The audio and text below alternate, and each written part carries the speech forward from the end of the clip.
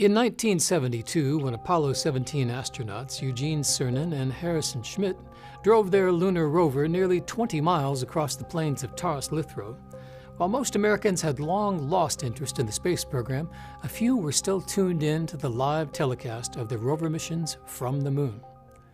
On the evening of December 13th, of the three major networks, only CBS was telecasting the live video of Apollo 17 from the moon, or they were, until NASA suddenly cut the live feed for approximately 20 minutes, when something unexpected showed up on the screens of millions of viewers.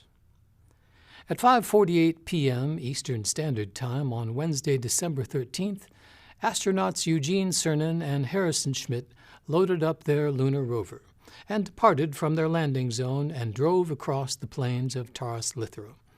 After making several scheduled stops, at approximately 8:40 Eastern Standard Time, telemetry began receiving the signal from the rover.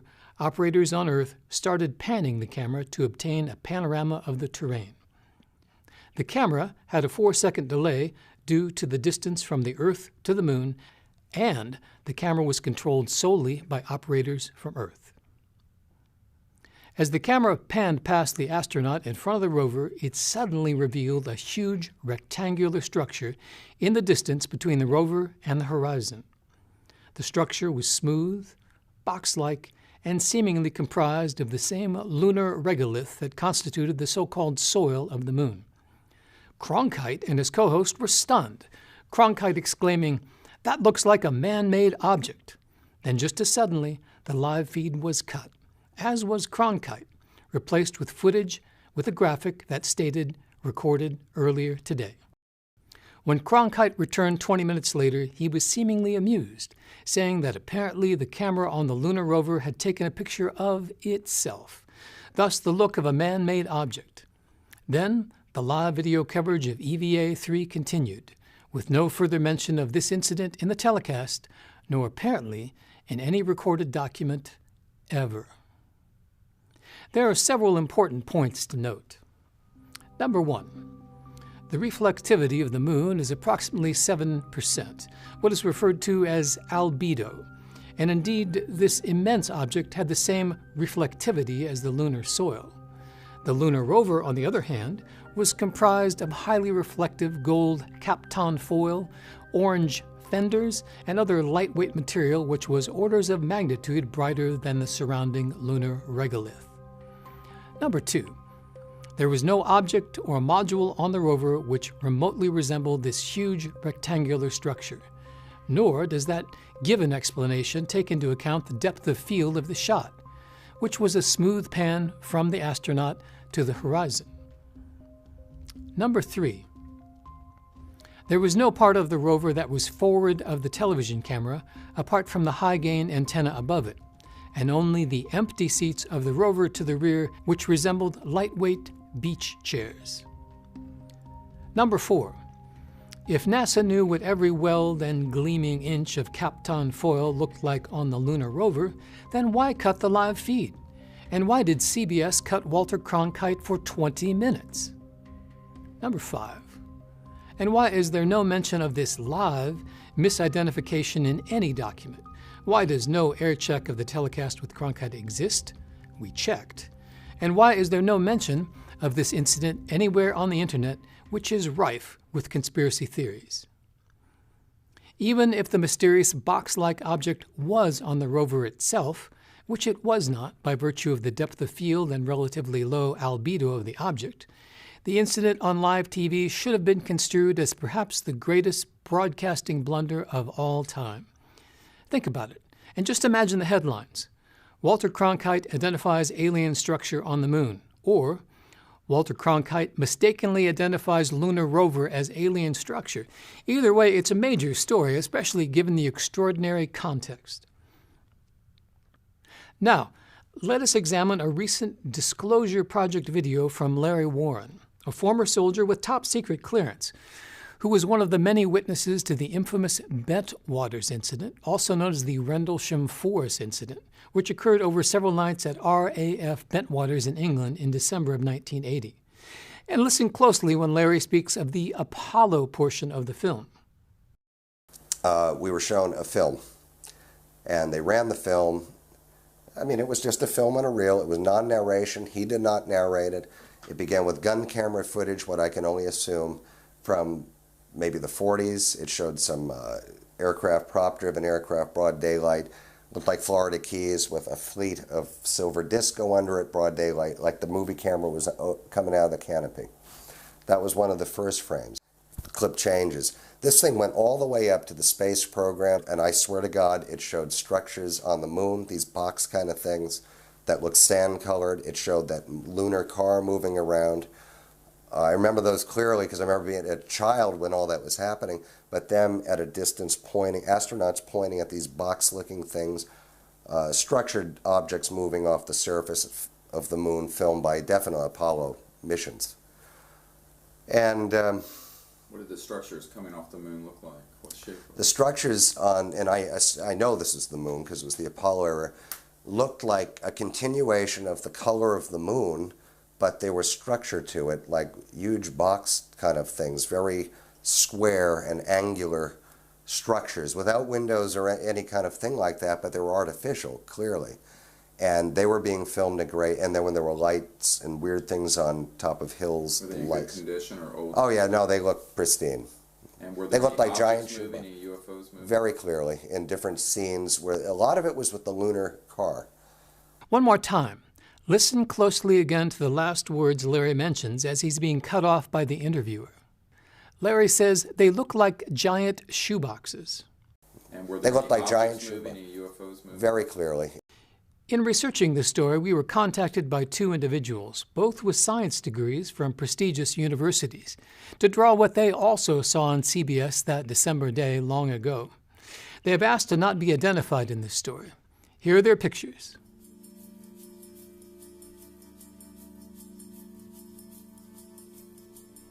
Now, here are their pictures with some artistic license to indicate the blackness of the lunar sky and gray regolith.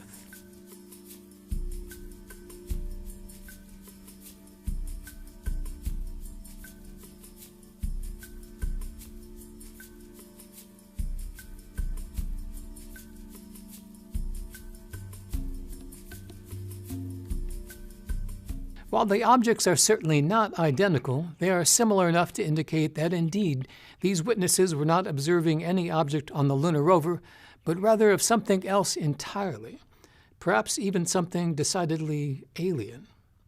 And just where are these video recordings now? At the Washington National Records Center in Suitland, Maryland, there are over 4 million decaying boxes of tax records, Life magazines, and for a time, all of the tapes from the Apollo missions. However, between 1979 and 1985, 140,000 tapes from the Apollo era had been checked out of the Record Center and sent to the Goddard Space Flight Center. But from there, the trail disappears. At Goddard, there is no record of the Apollo mission recordings ever being archived or even arriving. Concerning this dilemma, NASA has claimed that many of these recordings were degaussed, a technical term meaning they were simply erased. Of course, by NASA saying that these tapes no longer exist, that removes them from any legal obligations of the Freedom of Information Act. And what about any home recordings? Though video recorders were invented in 1956 by Ampex Corporation, unfortunately, the first consumer model, the Philips 1500, was not released until after the completion of the Apollo program. So no home recordings exist of this or any telecast from the moon. Let's look again at a brief section of Larry Warren's video and listen closely to the Apollo section of Larry's tape. The space program, it showed, and I swear to God, it showed structures on the moon, these box kind of things that looked sand-colored. It showed that lunar car moving around. I remember those clearly because I remember being a child when all that was happening, but them at a distance pointing, astronauts pointing at these box-looking things, structured objects moving off the surface of the moon, filmed by definite Apollo missions. Larry mentions that the lunar rover was driving around. As the only television camera was mounted on the front of the rover, the only possible way Larry could have seen what he described is if he was watching a film shot by one of the astronauts. Consider this possibility. When the live feed from Apollo 17's EVA-3 was cut for 20 minutes, that gave astronauts time and opportunity to use the handheld 16mm Mauer data acquisition film camera, moving at 6 to 24 frames per second, to document the extraordinary object or objects they were seeing. If indeed Larry Warren is telling the truth, then this was probably the section of the film shown to him and others at Bentwaters, as it also included the rover in the shot, which again would not have been possible with the rover's onboard video camera. NASA has stated that many of the Apollo-era video recordings were erased or simply recorded over as a cost-cutting measure. However, by virtue of Larry Warren's testimony, the film from the 16mm Mauer DAC camera, also known as DAT camera, apparently still exists and is used by the NSA, the Office of Naval Intelligence, or by an as yet unknown branch of the American government, to help soldiers like Larry Warren better understand the scope and immensity of what they may have just witnessed. So let's talk about that film, or rather the film cartridges, also called magazines. The Mauer 16mm data acquisition camera was specifically designed to use film magazines, which could be quickly changed by the gloved hands of astronauts. All magazines were carefully cataloged before leaving Earth, and also upon returning to Earth. However, there's a curious lack of footage taken on the lunar surface by the crew of Apollo 17. Of the 13 film magazines used by Apollo 17, only one was actually footage taken by the crew on the surface of the moon. Magazine P, moving at 6 frames per second. Ostensibly, there was also magazine JJ, but the only information on this film magazine was that it was unused and is therefore not available from the NSSDC, the National Space Science Data Center. For comparison, Apollo 16 shot 6 magazines of 16mm film on the surface of the moon with 1 unused magazine. Now, submitted for your consideration is a brief review of the possible events during the 20-minute interruption of the CBS broadcast, Apollo 17 EVA-3 between stations 6 and 9, December 13, 1972.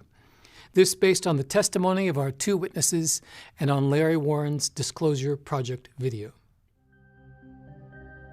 When Cernan parked the rover near the shadows of the so-called sculptured hills south of Wessex Clef and 4 kilometers northeast of the lunar module, the front of the rover and the camera were pointed 90 degrees away from the astounding scene the astronauts were witnessing.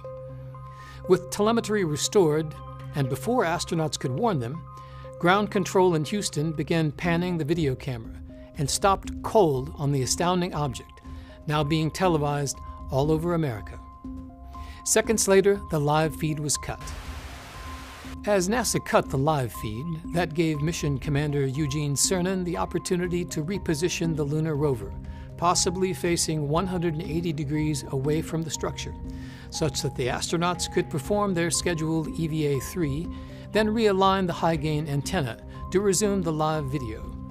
At the same time, Harrison Schmitt documented the event with the 16mm Mauer data acquisition film camera, capturing images of the rover moving in the shot, Cernan at the rover controls in the left-hand seat, and the anomalous lunar structure seen behind the rover. Though this summary is conjecture, the commanders for the Apollo missions 15 through 17 were always the drivers of the lunar rover. So, if Larry Warren's account is accurate, Cernan was the driver, and as Larry Warren described seeing the rover in motion, by simple deduction we know that Harrison Schmitt would have shot the 16mm film, a section of which was purportedly shown at RAF Bentwaters. And just a word about NASA. In no way is this report intended to indict NASA for their actions or inactions, nor to point blame at any astronaut nor engineer. These were the true American heroes and pioneers of the 60s and 70s. And neither are we saying that Walter Cronkite was part of some sort of cosmic conspiracy. He probably believed exactly what NASA was telling him. And why wouldn't he? If the revered institution of NASA had the formidable technical prowess to put men on the moon, then it can also recognize a module on the rover down to 1/100 of a centimeter. End of story. And on the subject of Walter Cronkite, when the most trusted man in America waves his hand like a Jedi mind trick and says there's nothing to see here, it was just a module on the rover. It represents a kind of collective societal acquiescence to the wisdom and perceptions of those we anointed as our broadcast journalists. In those early decades of television, these few men digested the confluence of complicated news events so we could passively watch, listen, and simply live our small lives. As Walter Cronkite would always end his nightly newscasts by saying, "And that's the way it is." And we believed him every time. And maybe Walter did too. If these events, as described, are even remotely accurate, then, in defense of NASA, it could have been profoundly ill-advised for them to make such a disturbing disclosure at the potential cost of global destabilization back here on Earth. This according to the 1960 NASA Commission Brookings Institute report. And good luck to the stock market, retirement accounts, the dollar itself, let alone religions all over the world. Chaos could have ensued. So the cover story for Apollo 17's EVA-3 was probably a great kindness to the nation and to the world. But again, that was well over 4 decades ago. We live in a completely different world now. As of this report, it's been over 4 decades since the last astronaut, Eugene Cernan, left the surface of the moon. And Apollo 17's EVA-3 was the final journey of our Apollo astronauts. As to the future of the exploration of the moon, well, the Soviets have plans to return cosmonauts to the moon in 2030. But the United States, shockingly, has no plans to revisit our sister world. This apart from a relative abundance of lunar helium-3 and the fact that we have explored only an infinitesimal portion of its 14.5 million square miles. It's time to remove one of truth's protective layers, even if that truth has us confronting yet greater truths, possibly even disturbing truths, as well as yet more questions about ourselves as citizens of the Earth, the history of the American space program, and for our own place in the galaxy in which we all reside. Of the probable millions who are viewing the third EVA of Apollo 17 on that December evening long ago, only a few thousand remain. And perhaps you are one of those. And perhaps you were also confused by the extraordinary lunar object you witnessed, or simply confused as to why anyone would cut off Walter Cronkite in mid-sentence. Nobody cuts off Walter Cronkite. It made no sense then, but the total absence of any video or audio recordings or written documentation of this colossal broadcast blunder, if that's what it was, makes perfect sense, but only if there's something to hide. Forever. We dedicate this video to the memory of Neil Armstrong, to the surviving Apollo astronauts and their families, and to the 450,000 Americans who put 12 men on the moon and returned them safely to Earth. It's time to remove one of truth's protective layers.